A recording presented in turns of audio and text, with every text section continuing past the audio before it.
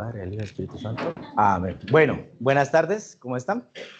Mi nombre es Jefferson Caicedo, yo soy presidente de tercer año. La idea es que vamos a hablar de un tema bastante interesante, con muchísimas cosas por leer.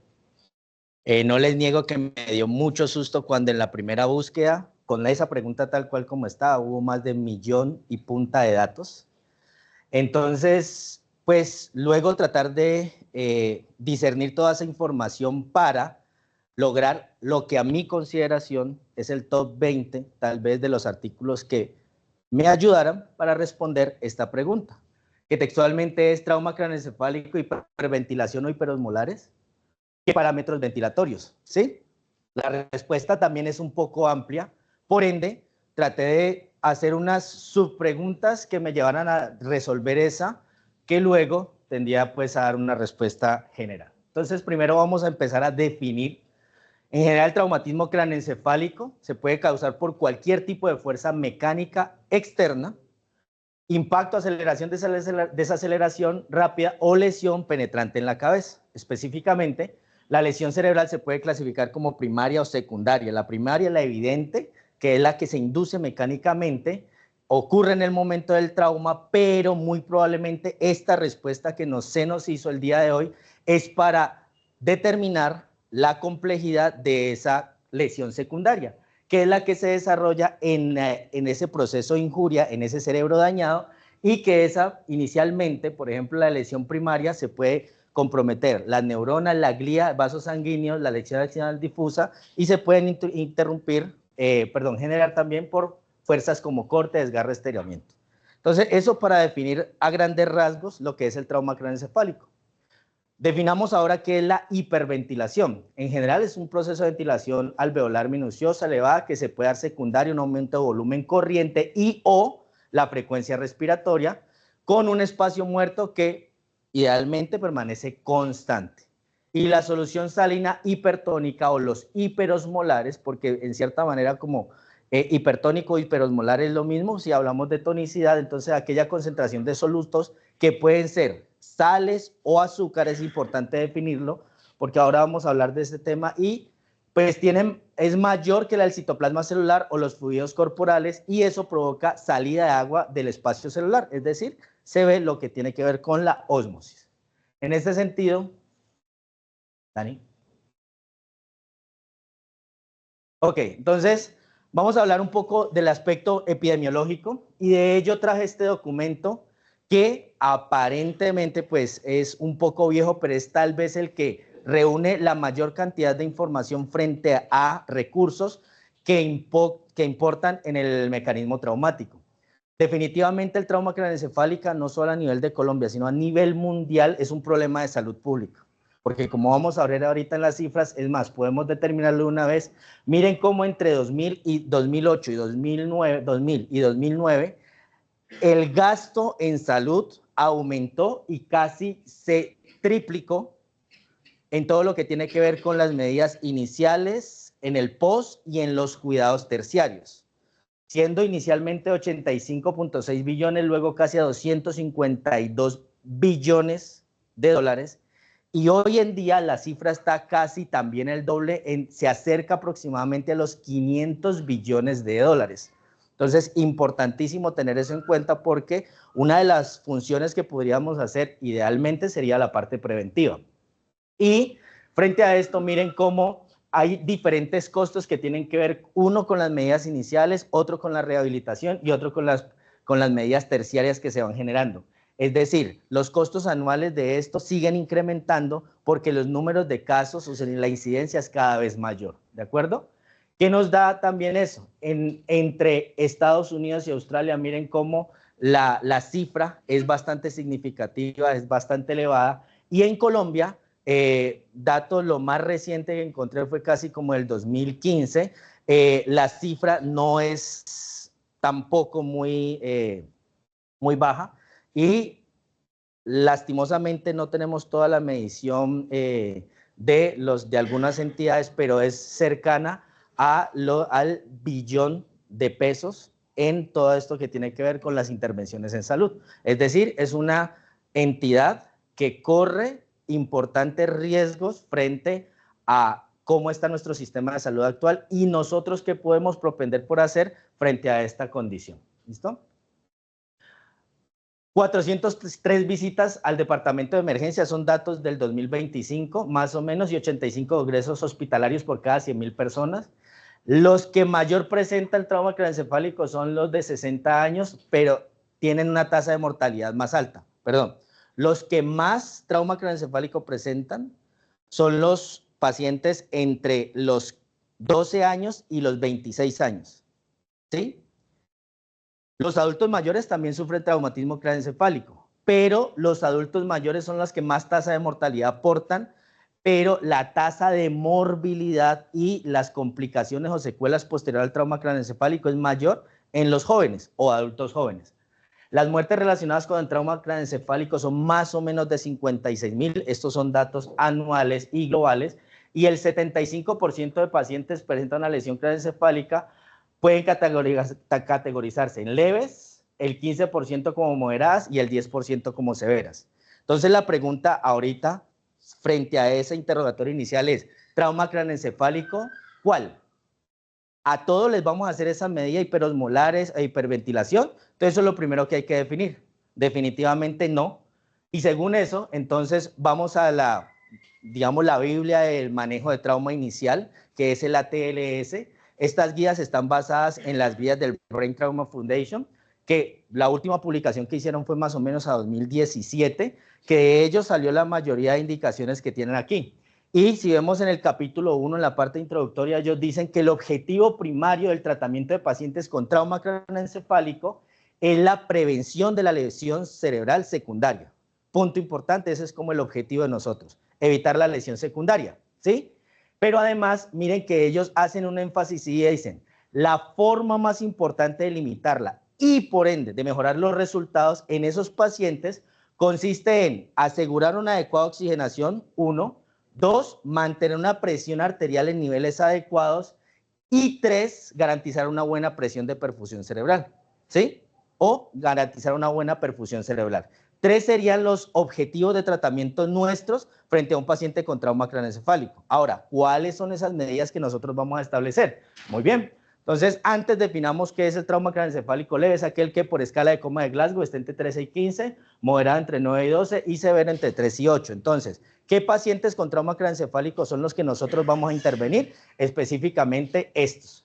Trauma craneoencefálico severo, ¿sí? Algunos moderados, pero idealmente estos que tengan además otras consideraciones, ¿sí? Que estaríamos hablando de hipertensión intracraneana, porque no todos los pacientes con trauma craneoencefálico severo pues van a tener esta condición, ¿listo? Y esta sería la guía de trauma que se especifica y de ellos salen las recomendaciones. Primera recomendación, la leo textualmente: el manitol es eficaz para el control de la presión intracraneana elevada a dosis de 0.25 kilo del peso corporal y se debe evitar una hipotensión arterial. Segundo que ellos dicen frente a la hiperventilación, se recomienda la hiperventilación como una medida temporal para la reducción de la presión intracraneal elevada. La hiperventilación debe evitarse durante las primeras 24 horas después de la lesión, cuando el flujo sanguíneo cerebral se reduce críticamente, y si se utiliza hiperventilación se recomiendan medidas de medición de acceso venoso yugular o presión parcial de oxígeno en el tejido cerebral. Entonces, entrando a revisar esas recomendaciones, vamos a revisar un poco la fisiopatología de manera muy rápida y para ello recordar la doctrina de Monroe-Kelly, que a hoy, doctrina de Monroe-Kelly y flujo sanguíneo cerebral, como lo discutíamos hace unos 15 días, tiene ciertas variaciones y a hoy esta teoría ya no es tan estática porque hay que tener en cuenta mucho la edad del paciente, las condiciones preexistentes, hipertensión arterial, etcétera, que hacen que estos cambien, el flujo sanguíneo o la autorregulación cambie. Entonces, en general, ¿qué dice la doctrina de Monroe-Kelly? Pues simplemente que en una condición estática, en este caso el cráneo, que no puede expandirse hacia la parte externa, lo único que hay es en las condiciones internas, que son el volumen venoso, arterial, el cerebro y el líquido cefalorraquídeo, pues a medida que haya cambios a nivel de las presiones, lo que va a hacer es tratar de regular, diferenciando frente al volumen o en su defecto a los vasos. Y específicamente la vasculatura cerebral precapilar puede contraerse o dilatarse según los cambios de la presión arterial media. Recordemos que la presión arterial media es uno de los pilares que se necesita para poder determinar la presión de perfusión cerebral, que sería arterial media menos la presión intracraneana. Y que esa presión arterial media, estábamos en un punto que se decía entre más o menos entre 50 y 150, que es ese punto de autorregulación. Hoy en día conocemos o sabemos que esto pues puede variar y que ese sería el valor más o menos para mantener un flujo sanguíneo cerebral. Si la tensión arterial media es muy baja, pues lo que va a presentar es una isquemia o un infarto, pero por el contrario, si es muy alta, se puede generar un edema bastante significativo con aumento de la presión intracraneana. Entonces aquí ya entra a jugar otro factor tratando de responder esa pregunta inicialmente amplia, es la presión intracraneana. Como les decía, entonces inicialmente vamos a tratar a todos los pacientes con trauma craneoencefálico, no, definitivamente leve, moderado, muy probablemente no van a requerir esta intervención, pero esos pacientes que tienen un traumatismo craneoencefálico con un compromiso a nivel de la presión intracraneana, esos son los que vamos a empezar a intervenir, ¿de acuerdo? Y pues definitivamente los vasos sanguíneos se pueden contraer o dilatar aparte del flujo sanguíneo, pero también lo pueden hacer por las concentraciones de oxígeno o las concentraciones de CO2, y eso lo llamaríamos regulación química, que es otro de los factores importantes para poder responder esa pregunta inicial que tiene que ver con el CO2. ¿Listo? La lesión cerebral secundaria pues puede ocurrir por hipotensión, por hipoxia, por eso es una de las cosas que las guías nos dicen debemos evitar a toda costa en estos pacientes, y también se puede generar por hiper o hipocapnia iatrogénica, es decir, miren que aquí ya empieza el factor humano a intervenir y que muchas de esas lesiones tal vez pueden ser inducidas por nuestro manejo. Hablando del flujo sanguíneo cerebral, rápidamente, este cerebro pues, va a tener un consumo metabólico que va a depender de un gasto cardíaco, que va a depender de una autorregulación, que el cerebro ocupa más o menos el 15 al 25% del gasto cardíaco total, y que más o menos adquiere del 40 al 50 mililitros por 100 gramos por minuto. Eso es lo que va a ocupar el cerebro de ello. Y que el gasto energético de esto pues va a ser de 4 a 6 mililitros por 100 gramos de masa cerebral. Entonces, hay en condiciones patológicas, por ejemplo, la anemia, hipoxia, que van a reducir ese contenido arterial de oxígeno y pueden determinar una disminución en la entrega de oxígeno, y eso pues se va a hacer de manera inadecuada. Por ende, también sería otro tema, ese ya es otro tema de también, otra posible intervención en los pacientes de trauma. ¿Claro? Muy bien.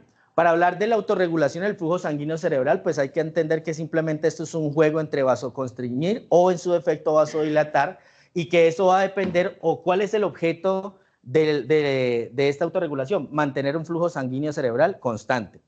Y que antes nos pintaban esa curva de autorregulación de esta manera, que estaba el punto mínimo de 50, el punto máximo en 350, y que esto iba a ser ese espacio de autorregulación. Que hoy en día sabemos que necesariamente la curva aquí no mantiene en esta meseta, sino que puede estar ligeramente ascendiendo hacia al ascenso, y que eso va a depender de la capacidad de extensibilidad, que ya lo vamos a ver en otra gráfica, pero en general, ¿cuáles son los principales determinantes de esta autorregulación? La PaCO2, la presión arterial media, y otros como la presión de oxígeno, el pH o concentraciones de adenosina. ¿Qué pasaría frente a la CO2 en esta flujo sanguíneo cerebral? Si se eleva, inmediatamente va a haber aumento del consumo metabólico, eso disminuye la resistencia vascular, eso genera una vasodilatación y aumento del flujo sanguíneo cerebral, y por ende del gasto metabólico. Pero por el contrario, si esta disminuye, pues va a pasar lo contrario. En este sentido, la autorregulación está íntimamente ligada a la entrega cerebral de oxígeno. Así como que tanto oxígeno se está entregando, pues asimismo el cerebro va a responder y va a solicitar mayor o menor flujo. Hablando de la presión intracraneana, entonces miren lo que les decía, esto es lo que entendíamos hasta hace unos tiempos, que si la presión arterial media se baja, pues lo que va a hacer es simplemente una vasodilatación comparado con este flujo sanguíneo cerebral, pero si aumenta, pues el objeto sería hacer una vasoconstricción, que es inversamente proporcional a la PCO2. Miren que cuando tenemos unos niveles de CO2 bajos, pues va a haber una vasoconstricción, y lo contrario. Y que hoy en día, luego de 2012, empezando a hacer esos estudios, definitivamente la curva no es netamente una meseta, sino que puede tender a hacer esto. fases, diferentes fases que van a depender de la elastancia y de la compliance que tenga el vaso, y eso es importantísimo, por ejemplo, en los pacientes que vamos a tratar, que serían los adultos mayores.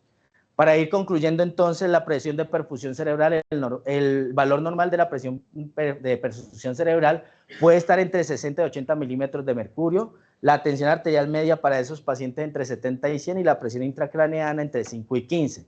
Que el trauma craneoencefálico lo que buscamos es mantener una presión de perfusión cerebral por encima de 60, entre 60 y 70, y que la presión de perfusión cerebral excesivamente alta por encima de 150 puede alterar, o baja, puede alterar la autorregulación. Eso para dar un abrebocas frente a lo que es el trauma craneoencefálico, la parte de la fisiología y entender por qué luego vamos a hacer estas intervenciones y el porqué de esas dos preguntas, hiperosmolares o hiperventilación. Entonces, empecemos con los hiperosmolares. Para ello traje este primer estudio que en algún momento se utilizó mucho y simplemente el mensaje que quiero dejar aquí es lo que resultó de este estudio. Más o menos en 2010 se realizó el estudio SAFE, que era la comparación de albúmina y solución salina en pacientes que estaban en la unidad de cuidado intensivo. Ese era el estudio inicial. Pero de allí, en esos pacientes, se vio que la mayoría, o bueno, una gran proporción de esos pacientes eran asociados a lesiones neurológicas y una gran proporción de ellos eran de trauma craneoencefálico. Entonces allí salió lo que es este estudio, que es el SAFE-TBI, que es en trauma craneoencefálico, y ellos, ese es un estudio de seguimiento, un post-hoc, ensayo clínico aleatorizado, multicéntrico, doble ciego controlado, con una temporalidad prospectiva a 2 años. Por eso esto lo que nos dice es algo que se aplica y que hoy en día es una de las cosas que utilizamos. La población fueron 460 pacientes adultos con trauma craneoencefálico grave, determinado por un Glasgow menor a 8, o moderado, según los hallazgos en tomografía, que se hizo reanimación hídrica con albúmina al 4% versus solución salina normal. Aquí no era hipertónica, era solo solución salina. Que ellos querían encontrar la mortalidad a los 24 meses y secundarios querían ver estado funcional a los 24 meses, eso medido por la escala de coma de Glasgow extendida que mide pues unos parámetros. Entonces, ¿qué es lo que muestra? Miren, si ven acá en los pacientes que tienen trauma craneoencefálico, primero lastimosamente la imagen es pequeña, pensé que íbamos a estar en el auditorio ahí, de llamar la atención simplemente es que la escala de coma de Glasgow todos eran pacientes que tenían traumatismo craneoencefálico severo, por debajo de 8, y adicional a eso eran pacientes que estaban entre los 48 años y los 65 años. ¿Qué muestra esto? Se ve un poco mejor. Miren cómo el paciente con albúmina versus solución salina, cuando hacen mediciones diferentes los primeros 5 días, luego al mes, 2 meses, 6 meses, al año, a los 2 años, miren cómo hay una parte significativa y cambio específicamente a esto. Hablemos de la mortalidad. Miren cómo la mortalidad en los pacientes, tanto los 28, 6 meses, 12 y los 24 meses, fue superior la mortalidad en los pacientes que recibían albúmina versus el grupo que recibía solución salina, ¿sí? Y además, las mediciones luego de la escala de coma de Glasgow también iba en deterioro comparado con los pacientes del grupo de solución salina. Y evidentemente, pues miren cómo a medida que pasaba el tiempo, la probabilidad de sobrevida en esos pacientes pues era definitivamente catastrófico. En ese sentido, pues qué ventajas tenía este estudio, que era doble ciego. La ocultación pues fue excelente y es un estudio que metodológicamente tenía muchísimas ventajas.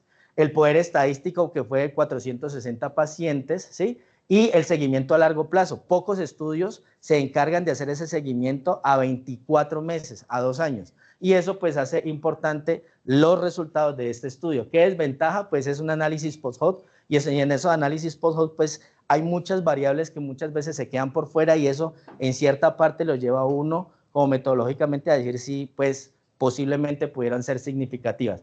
Y los datos de la presión intracraneana no se midieron, y eso es una de las grandes cosas pues que se tuvieron en cuenta. Entonces, miren la mortalidad de 24 meses.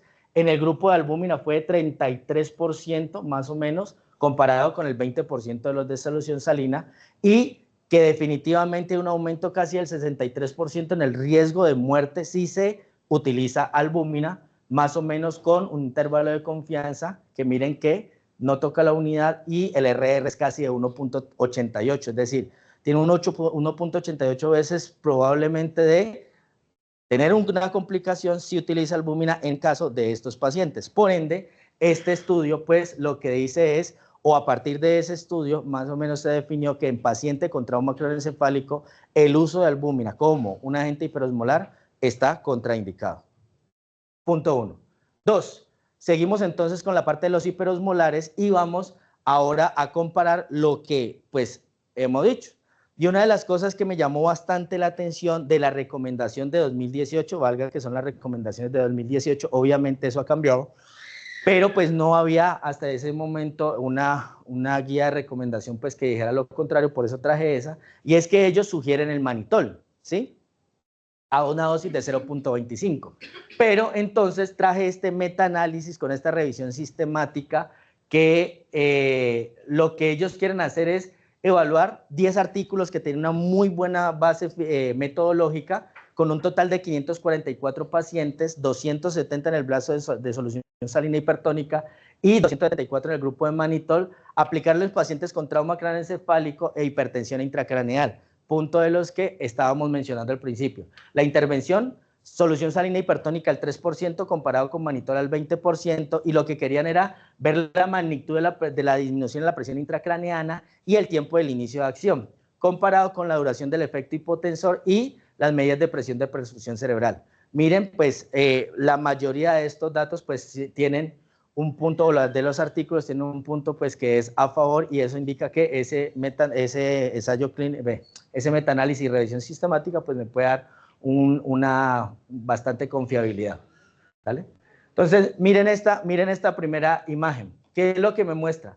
En pacientes que se utilizó el manitol, definitivamente, la presión intracraneana redujo más en comparación con los que tenían solución salina hipertónica, pero no tuvo significancia estadística, todos cruzaron la unidad, pero la tendencia era a eso. Ahora, en estos pacientes que queríamos ver en solución salina hipertónica frente a la presión de perfusión cerebral, lo que sí hay es que miren que la presión de perfusión cerebral en los pacientes que tienen solución salina hipertónica es mejor comparado con el manitol. Y sí hay un artículo que es el de Guambao en 2011 que muestra de que sí hay una significancia estadística, y la tendencia es a utilizar más en control de presión de perfusión cerebral, esa es la solución salina hipertónica, valga aclarar que aquí utilizaron al 3%.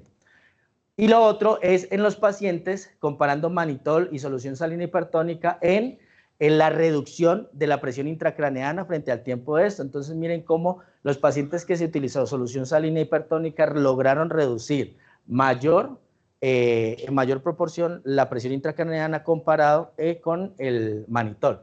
¿Eso qué implica? Pues que este estudio, que tuvo 10 ensayos clínicos aleatorizados entre 2010 y 2020, esta es de 2020, es decir, 10 años de revisión porque mucha literatura hay al respecto, pues vamos a ver, la ventaja actualidad incluye bastante tiempo, casi 10 años, la homogeneidad de la intervención es de los documentos pues que habla específicamente de 2 de las intervenciones que hacen frecuentemente, hipertónica y manitol. ¿Qué es ventaja?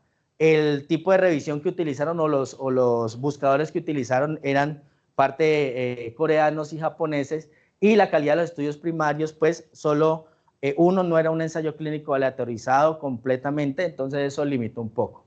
Pero ¿qué es lo que me dice en general, lo que podemos concluir de esta revisión? Que el efecto de la solución salina hipertónica al 3% y el manitol en la reducción de la presión intracraneana en ambos fue satisfactorio. No es diferente la significancia estadística, pero la solución salina hipertónica reduce mayor la presión intracraneana y su reducción fue un poco más sostenida comparado con el manitol, que era casi como por pulsos, y sobre todo la facilidad en la adquisición y en la utilización.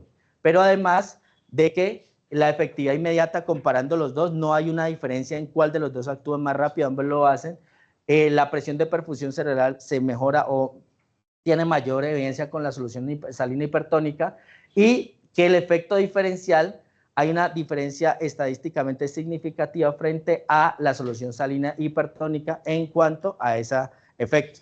Entonces, una de las preguntas que me hice es, ¿por qué si hay tanta evidencia que hoy en día ya recomienda la solución salina hipertónica, por qué estaba esa recomendación del mannitol todavía?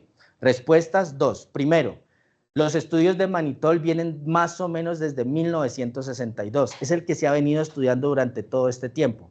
En cambio, las de solución salina hipertónica empezaron a partir más o menos de 1998, ya con ensayos clínicos y demás un poco más estructurados. Uno. Dos, que en estos pacientes, obviamente, cuando salió la evidencia para eso, la mayoría de estudios pues, que se habían revisado no tenían la inclusión de esa evidencia 1, y las guías de ATLS se publicaron específicamente al año siguiente de eso, por eso tenía esa recomendación. Ahora, sigamos entonces hablando de solución salina hipertónica, pero otra de las preguntas fue, ¿hay solución salina hipertónica al 3%, al 7.5 o al 23.4? ¿Cuál utilizar? ¿Todas son las mismas o no? Entonces, lo primero es hablar de este estudio, que me hubiese gustado que fuera un ensayo clínico controlado aleatorizado, pero este es un estudio de cohorte prospectivo, observacional y descriptivo, que no nos resta importancia, pero sí nos habla muchísimo del posible efecto que puede tener y que a partir de ello salgan ensayos clínicos controlados, que es un estudio fase 4 post-comercialización, que lo quería evaluar, eran dos cosas y por eso lo traje: la seguridad y la tolerabilidad de la solución salina hipertónica al 3% por vía periférica, porque lo que sabemos hasta hoy es que esos pacientes que queremos utilizar hiperosmolares y a esta concentración, pues la probabilidad de generar flebitis es altísima. Ellos se atrevieron a decirnos, miremos a ver qué pasa. Entonces, el estudio: pacientes adultos con trauma craneoencefálico, hemorragia subaracnoidea, accidente cerebrovascular y evidencia de hipertensión intracraneal. Entonces, chequeado para lo que nosotros queremos responder, sí señor. Segundo, intervención: solución salina hipertónica 23.4 en bolo rápido, menos de 5 minutos, en un tiempo de 2 a 5 minutos. El comparador simplemente era la visualización y lo que estábamos haciendo frente a los pacientes normalmente.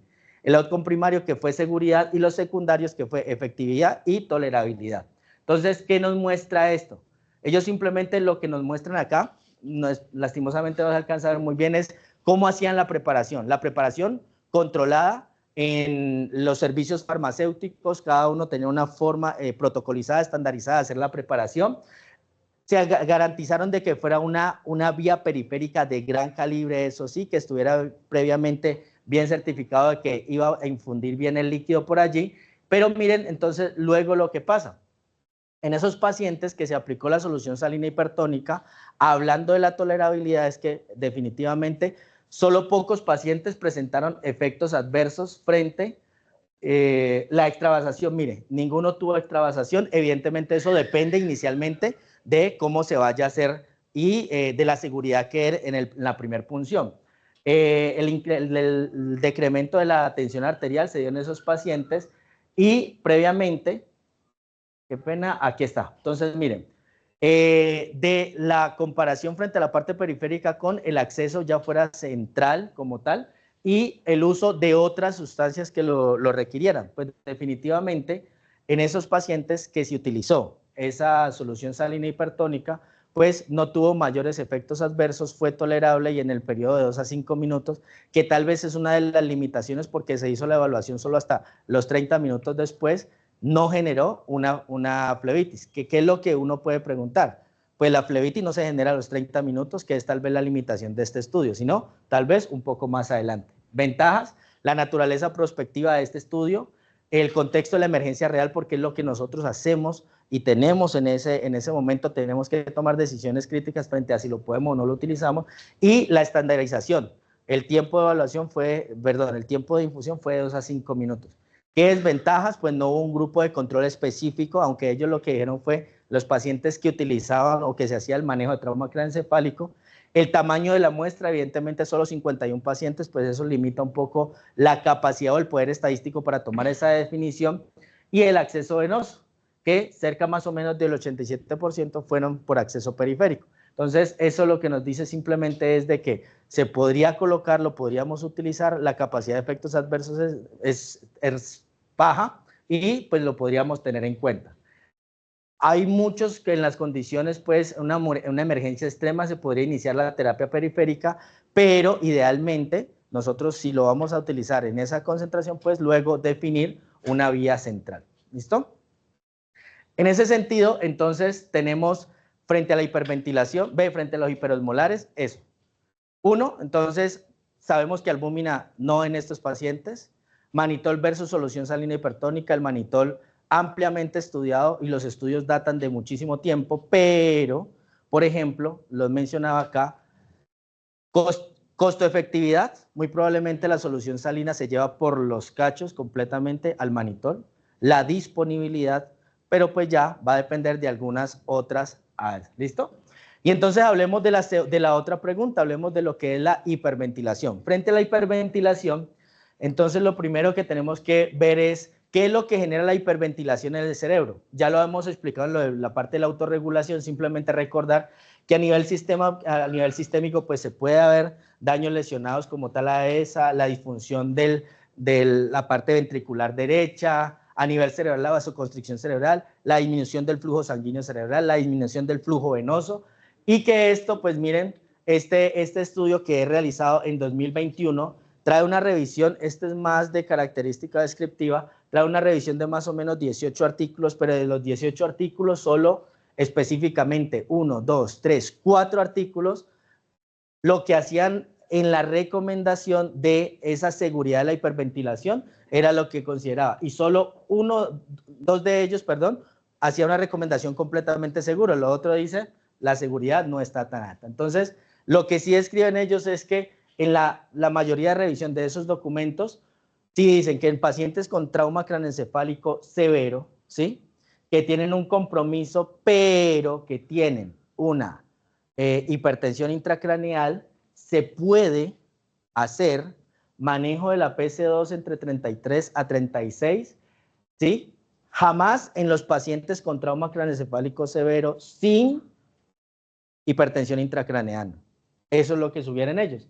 Y que los pacientes luego también, en esos pacientes deberíamos buscar de hacer neuromonitorización, que es lo que hoy en día tendemos a hacer, para hacer una filiación un poco más detallada y un seguimiento mucho más estricto y poder tomar esas determinaciones de si pasamos a no intervención en un minuto a sí intervenir producto de este neuromonitoreo, que es lo que realmente nos va a definir. ¿Listo? Siempre, entonces, en ese contexto del paciente con trauma craneoencefálico, la hiperventilación controlada es una modificación de esa ventilación minuciosa, reducir por debajo de 38 milímetros de mercurio con el fin de mantener una hemodinamia cerebral. Y ellos clasificaron 3 parámetros. Uno, que sería moderado de 31 a 35, forzado de 26 a 30 y forzado intensificado por debajo de 26. ¿Listo? Pero además, ¿qué dicen ellos? ¿O qué es lo que buscan o encontraban en esta parte?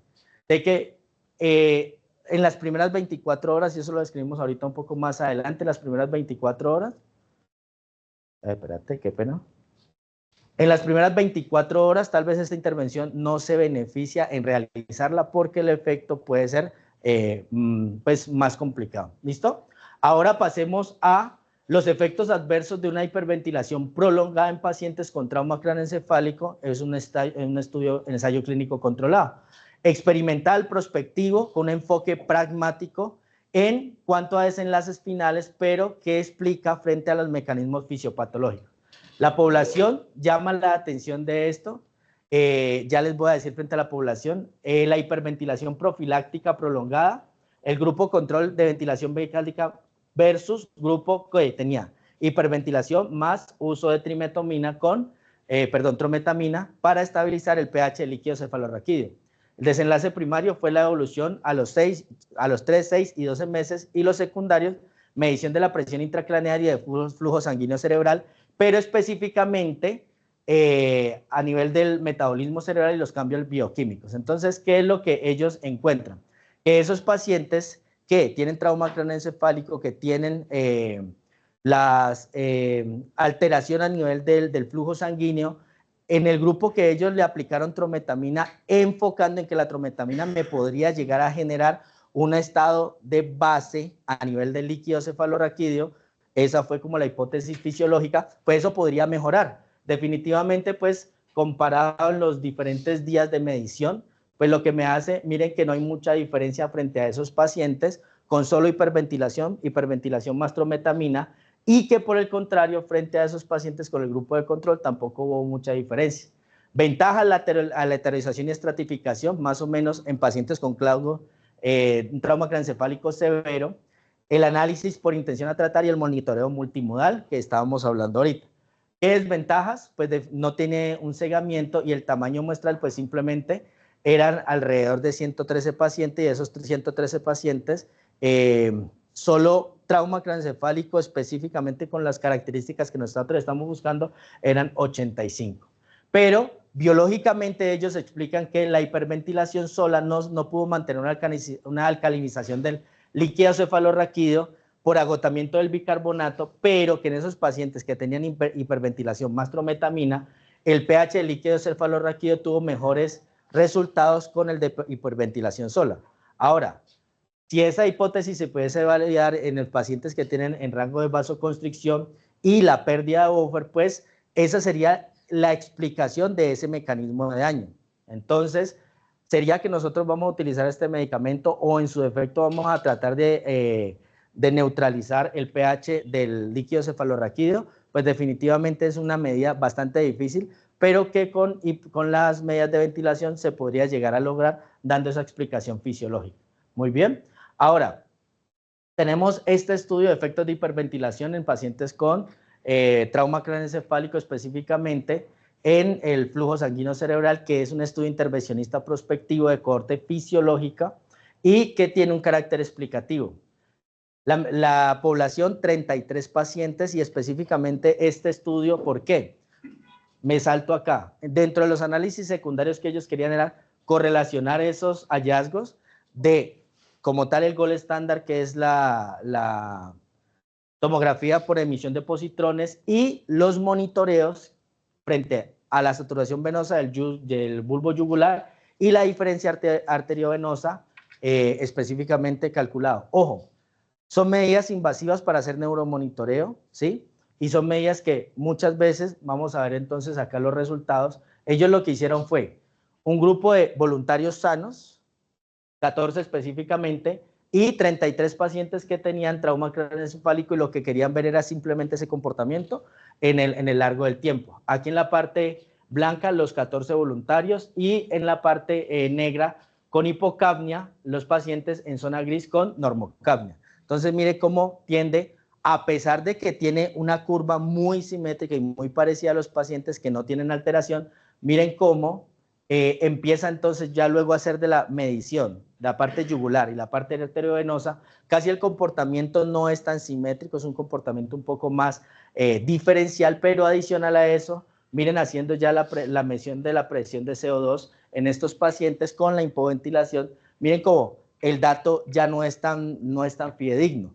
Hay datos demasiado aislados, pero adicional que en nuestros pacientes que están por debajo del rango, dentro de esto, miren cómo se hacía la medición se tendía a observar como dentro de parámetros, pero el dato realmente en la hipoperfusión estaba por debajo de esos límites que se habían sugerido. Entonces, frente a las ventajas de esto, pues utilizan dentro de esos estudios la tomografía por emisión de positrones. El análisis regional lo que hace, pues obviamente que evalúen específicamente una parte específica de la masa cerebral, y la validez del monitoreo, pues que habla de la saturación yugular y de la diferencia arteriovenosa frente a ese gol estándar. ¿Cuál fue el problema? El tamaño de la muestra, evidentemente. 2, la temporalidad, solo evaluaron hasta 7 días. Y 3, la ausencia de datos clínicos. Pero dentro de esto, ¿por qué lo traje? Por la parte fisiológica, y eso entonces en la parte fisiológica lo que nos dice es que los pacientes con hiperventilación se redujo el flujo sanguíneo cerebral en todos los sujetos, pero en pacientes con trauma craneoencefálico la reducción de la presión arterial de CO2 provocó un aumento significativo del aumento del cerebro hipoperfundido, incrementando el riesgo de isquemia. Entonces, ¿qué podemos entender de esto? El pacientes que tienen lesión cerebral traumática y yo genero una mecanismo de intervención por medio de hiperventilación, a pesar de que los valores estén dentro de parámetros, miren lo que dice, incluso cuando los niveles de PCO2 están dentro de rangos terapéuticos, posiblemente el riesgo de isquemia y de colapso de ese cerebro es mucho mayor. Entonces, queda fisiológicamente esa pregunta y definir, pues, si lo puedo hacer, no lo puedo hacer. Pues definitivamente lo otro que demostró y que era una de las recomendaciones que estaba en la parte inferior derecha de lo que hacía la recomendación del Brain Trauma Foundation es que definitivamente cuando yo hago la medición por saturación yugular o diferencia arteriolar, no detectan como tal la isquemia focal, como sí lo podría hacer el gol estándar, que es la tomografía por emisión de positrones, y que muchos pacientes tenían áreas isquémicas y que no eran detectados por estos dos medios. Por ende, estos dos medios, pues definitivamente, muy probablemente no serían la forma más ideal para hacer la intervención. La hiperventilación, entonces, me va a aumentar el volumen del tejido gravemente hiperprofundido dentro del cerebro y me va a generar algunas mejoras en la presión de perfusión cerebral. Ya para ir concluyendo, dos estudios adicionales, que nos habla de una implementación o medidas como tal frente a la extubación en pacientes con trauma craneoencefálico, específicamente en 499 pacientes. Características de este estudio: hizo un antes y un después frente a la evaluación de esos pacientes con trauma craneoencefálico, evaluando la calidad o la mejora de la calidad frente a los pacientes con trauma craneoencefálico y ventilación mecánica, ¿ya? 499 pacientes que tenían esta condición. La intervención era implementar como tal como unos bundles, llamémoslo así, de extubación en esos pacientes, que incluyeran manejo protocolizado como tal de sedación, prueba de ventilación espontánea, adicional a eso, puntaje específico para evaluar la capacidad de protección de la vía aérea. Comparador, lo que se venía realizando previamente con los pacientes con trauma craneoencefálico. El outcome primario, días libres de ventilación mecánica, y secundario, tasas de éxito de extubación, incidencia de neumonía y reintubación, estancia en la UCI. Entonces, miren que aquí nos describe un poco frente a esos pacientes una PIB mayor de 3, un volumen tidal de entre 6 y 8, necesidad de soporte nutricional en los pacientes con unas 25 kilocalorías que se aportaran y la capacidad de tener infecciones. ¿Dani? Ahora, frente a eso, miren entonces en estos pacientes que tenían antes de la intervención y posterior a la intervención, cómo en esos pacientes, pues primero sí, cumplían con lo que necesitábamos, pacientes que tuvieran trauma craneoencefálico, pero adicional a eso, miren los parámetros que se utilizaron, y esto es algo muy llamativo. La mayoría de ellos estuvieron entre 6 y 10, con un punto entre 8 a 10, entre 136 y 88 pacientes con trauma craneoencefálico, con un valor de PIB, ojo, porque podría ser alguna de las preguntas, y es, ¿cuál sería el valor de PIB a optimizar? Miren que la mayoría de ellos tuvieron un valor de PIB por encima de 3, y pues la parte nutricional. Entonces, ellos que describen frente a eso, la puntaje de coma de Glasgow, miren la parte de lo que ya luego ellos utilizaron frente al volumen tidal, menos de 8, PIB mayor de 3, y ¿cuáles serían las ventajas? Pues la población específicamente con trauma craneoencefálico y ventilación mecánica.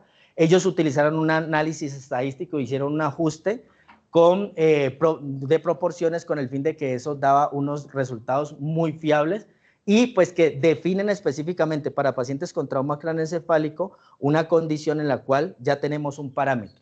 ¿Cuál es la desventaja? Diseño que no fue aleatorizado, no fue cegado, porque muchas intervenciones tuvieron o fueron adicionales, y los criterios de extubación pues seguía siendo en parte subjetivo por el médico tratante. Específicamente esto que nos dice, pues que no todo paciente que tenga un Glasgow por debajo de 7 tiene que estar intubado, ¿sí? Y que yo lo podría llegar a extubar en esos pacientes si él demuestra como tal de que tiene reflejos de protección de vía aérea, y evidentemente pues haya una condición neurológica, una condición hemodinámica que me lo permitan, y que si lo hago de manera controlada. Otra de las cosas que se resaltan del estudio es que necesariamente el paciente que yo llevo o pienso hacer un winning de extubación, no necesariamente lo inicio hoy para extubarlo hoy mismo, sino que este proceso pues puede ser llevar a optimizar al paciente y en un periodo corto, ¿de acuerdo? Y luego viene este estudio, que es el BBILI, que es un proyecto que se hace de manera general, importantísimo, que es un ensayo prospectivo nacional, coge de base el estudio anterior, pero este lo potencia, y lo que hace es que estudia en más de 20, bueno, en 20, perdón, unidades de cuidado intensiva en Francia, y tienen pacientes con ventilación mecánica asociado a trauma craneoencefálico. Específicamente en esos pacientes, entonces, casi fueron 1029 pacientes con lesión cerebral traumática, y lo que querían ellos era que tuvieran criterio de intubación por más de 24 horas. En la intervención querían evaluar 3 cosas: la ventilación protectora, la prevención de la neumonía y, adicional a eso, el destete precoz, que a diferencia del otro no decían, bueno, yo quiero extubarlo en un día, 2 días. Ellos sí ya colocan como tal ese bundle y dicen que idealmente sus pacientes podrían ser extubados, o cuando ya vi toda la característica, podría, hasta en los primeros 2 o 3 días, podría ser un punto importante. Y el comparador, pues lo que se venía realizando antes, con primario la mortalidad de 28 días, y los secundarios la incidencia de lo que ya hemos hablado. Entonces, dentro de esto, miren, pacientes que tenían lesión cerebral traumática, adicional a eso, la escala de coma de Glasgow, ¿sí? Un Glasgow que entre todo estaba entre 6 y 8.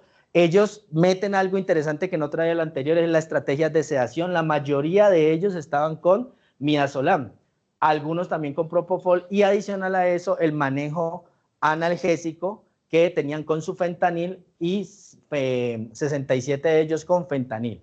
De esto, además, miren las características que tenían frente a los volúmenes antes de hacer la intervención, que eran volúmenes por debajo o mayor de 7, la PIP que podría ser por debajo o mayor de 5, o en su defecto también la compliance mirando el volumen tial y la PIP. Ahora, una vez la intervención, miren los datos que muestra. Esto, la parte blanca, son las como posterior a esa intervención. Entonces, miren, perdón, los que están en seguimiento, y los de la parte negra son los que están ya la intervención posterior al análisis. Entonces, miren, estos pacientes que antes de ser ya intervenidos teníamos PIP por encima de 7, pero una vez empezó a hacer el control, ya se da PIB y volúmenes un poco más bajo, y en frente a eso, miren ya cómo hay una mejora en la respuesta. Estos son los pacientes antes de la intervención, y una vez después se colocan todas esas estrategias, empieza a mejorar. 1, la capacidad de destete de la ventilación; 2, los volúmenes; 3, la PIB, y otros como los días de ventilación mecánica. Pacientes que se colocaron en esta condición tuvieron menos días de ventilación mecánica. ¿Qué ventajas tiene este estudio? Pues el poder estadístico, más de 1000 pacientes en 20 UCIs. El enfoque holístico, pues definitivamente ellos incluyen a otro tipo de especialidades, y que se hizo un análisis de los posibles factores de confusión. ¿Qué desventajas? Pues no se aleatorizó y tuvo un cumplimiento variable en algunos resultados. Pero entonces, ¿qué nos deja esto? La mortalidad de 28 días sí disminuyó significativamente en los pacientes que se hizo una estrategia de extubación o una estrategia de control de la ventilación mecánica. Tiene medidas de asociación tras el ajuste de los factores de riesgo, y ese estudio pues se asoció a que los pacientes tienen una reducción en la muerte frente a los pacientes que no lo hacemos de manera controlada. Hay menos días libres, hay menos días de ventilación mecánica, y pues se puede prevenir una de las complicaciones más significativas de que sería la neumonía. ¿Listo? En conclusión, frente a la hiperventilación, este proyecto BBILI, me voy a quedar aquí específicamente en estos datos, es como lo que nos muestra un poco la radiografía de si vamos a utilizar la hiperventilación. Pues primero va a depender de qué, del paciente y de valores, por ejemplo, la presión intracraneana, para poder definir esto, porque esto, ¿quién lo va a definir? Definitivamente es nosotros en el manejo de ese paciente, y que según la estabilidad hemodinámica, o según los valores de PIC, o según los valores de presión de perfusión cerebral, pues vamos a tomar estas medidas. Y que no hay hasta ahorita lastimosamente, y ellos no se atreven a dar un valor exacto y decir valor de PIB de tanto, valor de volumen corriente de tanto, no, lo que dicen es, usted puede tener entre estos parámetros, por ejemplo, PIB entre 5 y 10, un volumen entre 6 y 8, en algunos casos dicen hasta 10, pero lo que dicen es simplemente usted va a definirlo. Evidentemente, si hace una estrategia de hiperventilación, garantice de que ese paciente logre poder ser extubado en la menor cantidad de tiempo, pero sobre todo con una estabilidad hemodinámica y sobre todo de ese paciente. ¿Listo? Pues definitivamente ese estudio lo que muestra es que la hiperventilación puede ser dañina en esas primeras 24 horas, como lo vimos en ese estudio inicial, que la isquemia focal se puede presentar y tenemos que verla, pero que caracterizarla o calcularla va a ser muy difícil, y ya vimos que la saturación yugular y la diferencia arteriovenosa pues no me va a dar datos tan específicos en la masa cerebral, y que posiblemente pacientes los tenemos en metas de hipercapnia, pero posiblemente ya hay lesión cerebral que se puede estar aumentando. Pero que definitivamente si hacemos protocolización en el manejo de ventilación, pues posiblemente eso nos puede ayudar. ¿Listo? Y ya concluyendo esto, 75% de los pacientes pues generan una lesión cerebral traumática. De ellos, casi el 10% son moderadas, 10% son severas, 15% pueden llegar a ser moderadas. Que la albúmina, pues definitivamente no. El efecto de la solución salina hipertónica al 3%, pues es importante, es mucho más costo efectiva comparado con el manitol.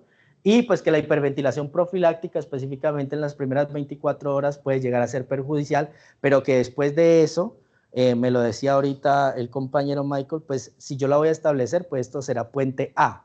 ¿Puente a qué? A otras intervenciones de definir qué es lo que voy a determinar con mi paciente. Y esta es una tabla porque ya les extendía mucho la revisión, de una comparación entre solución salina hipertónica 3, 7.5 y 23.4%, las ventajas, desventajas, que hoy en día estamos acá, pero podríamos quedarnos aquí en 7.5, ¿listo? Porque nos ayuda a eso. Muchísimas gracias. ¿Preguntas? Un poco. ¿O pregunto yo? Pregunte, profe. Varias de la primera diapositiva.